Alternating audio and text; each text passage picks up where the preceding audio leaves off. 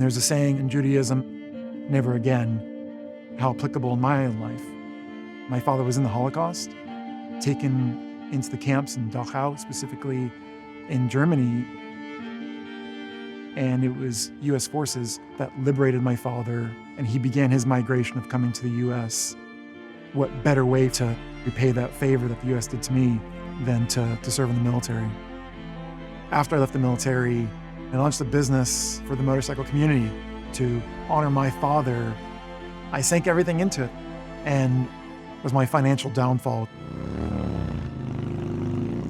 I grew up here in California in a home where both my parents were immigrants.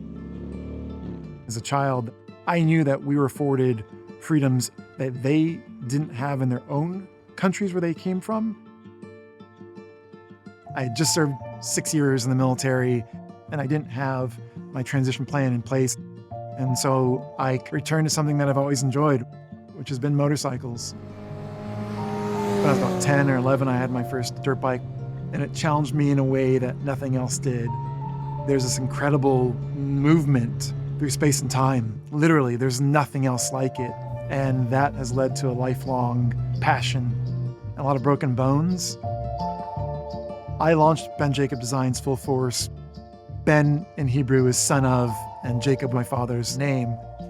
I shelled out $100,000 right off the bat. I took every loan I could. I drew on every single credit card I had, and I think it worked well. We had folks winning on our bikes. Looking back, I tried making a business out of a hobby, and I never priced it to a point that I could sustain it and take a proper salary myself. All the bills I had amassed to launch the business were starting to take a toll. I was a success in the military, and here I am now living in my shop, paying my debts, watching my credit score just slowly ticking its way down. Where do I go from here? There was no more income coming in.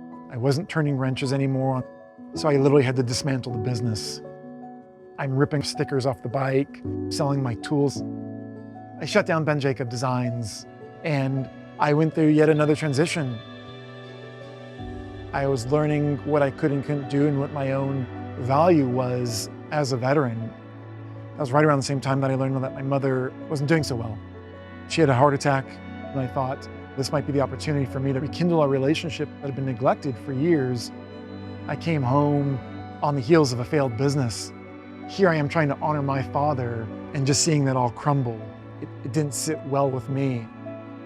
There was a several-year struggle in which I thought, how do I repair myself? I'm not landing the jobs I want to land.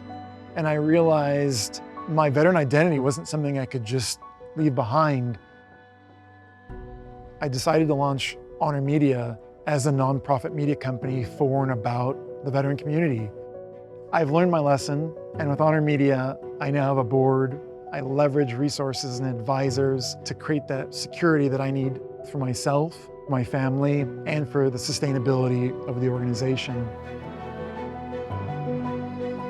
I know that we can rely on our bank to help us with those intimate financial needs. The loans, the credit cards, the commercial banking, the electronic transfer of funds. It's nice that I have a mechanism that I know I'm on par with the biggest businesses out there. I think the lesson I've learned now is what my own value is and what the values of services are. And that's one of the things I now consider in all my relationships. My father himself was a businessman. I set out to honor him, and I'm doing that.